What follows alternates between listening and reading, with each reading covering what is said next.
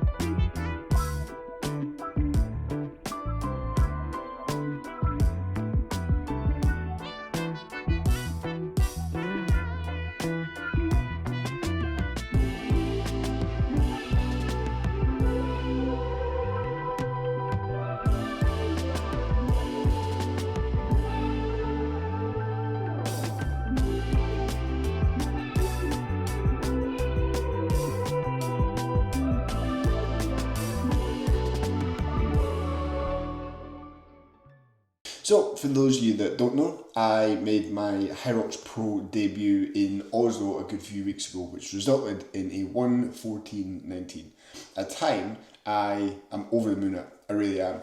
Me and Max, we didn't really set too much expectation time-wise on this one. It was just to set a benchmark to see where we're at, but we both had a bit of an idea that, you know, a 75, 76, 77 would be a really, really good start in the pro ranks.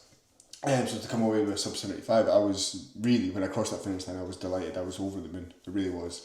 But a lot of you would be thinking, you need to take off a good 5 minutes to go sub 70. That's a lot, Steve. What are you doing? Are you just doing this for Instagram views, or do you genuinely think that you can actually go sub 70? And the truth is, I genuinely think I can go sub 70. I really do. After reviewing the data, after an honest assessment of the actual race, how I executed it, how I felt pre-race, during race and whatnot, and then just speaking to Max about the blocks of training, the improvements that we've made, and so on and so forth, I am really, really confident that I will go sub 70 in Stockholm. If I, of course, execute the training and on the race day, I execute on the actual day as well, I think I can go sub 70. I really, really do. This race for me in Oslo wasn't a max effort. It really wasn't. I was very, very hesitant in the entire race. A lot of talk went into this, or goes into the pro ranks. How heavy the sleds are, how heavy the lunges are, how heavy the wall balls are, how heavy the farmers are, and so on and so forth. And I genuinely was very hesitant to put the foot on the gas on the runs, because I didn't want to completely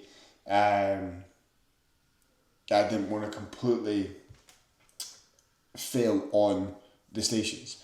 You've heard some horror stories, we've seen some horror stories about the sleds just not moving on the push and the pull, people DNFing on the lunges because, again, the 30 kilos too heavy, the kettlebell slipping every 10 metres or 5 metres or so, and I just thought, fuck, I don't want the stations to be the thing that derails my race. So I did go into it on the runs really reserved, and I think that's where I'm going to make up the biggest amount of time. So let's unpack the actual race itself, shall we? My total run time on the track was 35:34. And if you take the rock zone into consideration as well, it was an additional 4:48. So total time running is quite high. It really is. My average run pace on the track was 4:27. That pace for me right now is a low end tempo pace. My threshold pace right now is anywhere between a kind of 3:30 to 3:47 is what I've been holding for a number of weeks now. Probably the last 6 weeks I've been holding that pace. I was about to say comfortably there. A threshold pace isn't comfortable, is it? But you know what I mean. That is the pace range that I've been holding a lot of my intervals at, and a lot of my continuous threshold efforts, my 2x4Ks, my 8K effort and things like that. That's the pace range I've been holding at. So for me to be holding a 4:27 is a good 50 seconds slower than where I really should be. Now, by no means am I saying I'm going to be holding a 3:47 during HYROX, but I can definitely hold a 4:05, 4:07, I would say. So there's a good 22 seconds per K that I can definitely knock off that. That alone brings me very, very, very close to that 70. Very close. And then there's a couple of stations that I genuinely think that I can make a big improvement. Wall balls being the main one. My wall ball time was 6:08. Those wall balls are heavy. They are heavy. I didn't find the sleds heavy. The lunges weren't too heavy. The farmers were what they were. They are heavier, but you know it was a 210 station, so I'm not worried about that. You're not going to make up a huge amount of ground on the farmers. 20 seconds here or there. If you're going from like a really, really fast farmer carry to someone who's average like a 210, you're going to make up a huge amount of time. But the big one I can make up the most amount of time is the wall balls.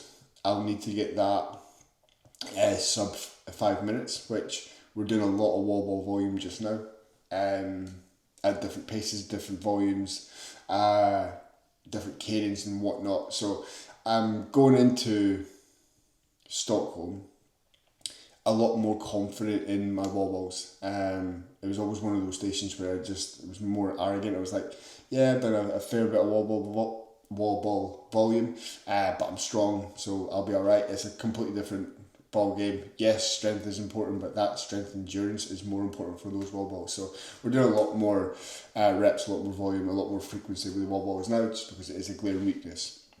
Lunges, it was a 4:57.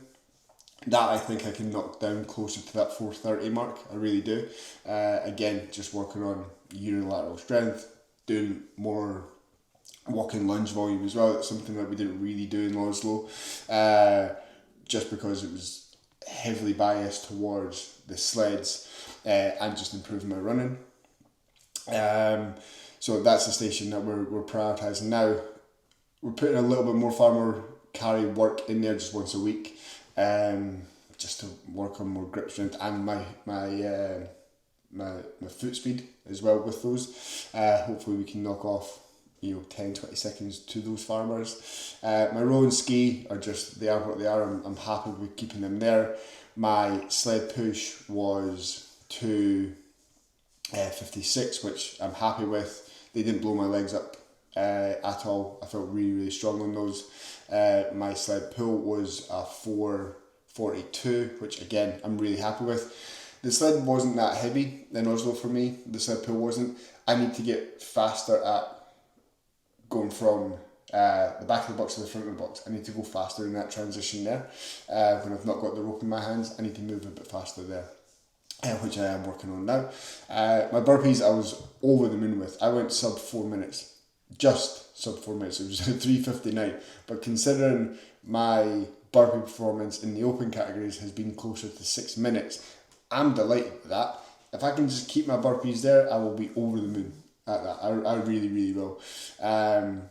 So essentially it's just have more confidence in my running, because my running is the best it's ever been. It really, really is. I've been hitting 60, 65, 70, 75, 80k a week for a good few months now. I'm the fittest I've ever been, and definitely the fastest I've ever been. So I need to have more trust in my fitness and have more trust in my actual strength as well, that the sleds aren't going to completely bin me off, which they weren't. There was zero drop off in my runs off the sleds. They were very, very good runs. So I don't need to fear them. I really don't. I'm putting in enough work from the strength side of things to get through those sleds unscathed and still be able to put the foot on the gas in the runs, and that's what I'm going to do there. But this, at the end of the day, is all a learning curve. This was my first pro race. I had nothing else to compare it to, and I just wanted to put in an effort that I'm going to be happy with, and that I've set a decent benchmark that has built confidence, and I can build from that, right? And that's exactly what I've done. So we have now 7 weeks, at the time of recording this, we have now 7 weeks to go sub 7, to knock off 5 minutes to my pro time. And I'm very, very confident that we'll do it. So, yeah, mate. This is episode 1 of Sub 70 Pro. That's not a good title, is it? I don't know what I'm going to title this. You'll know the title of this because it will be in the title of the video.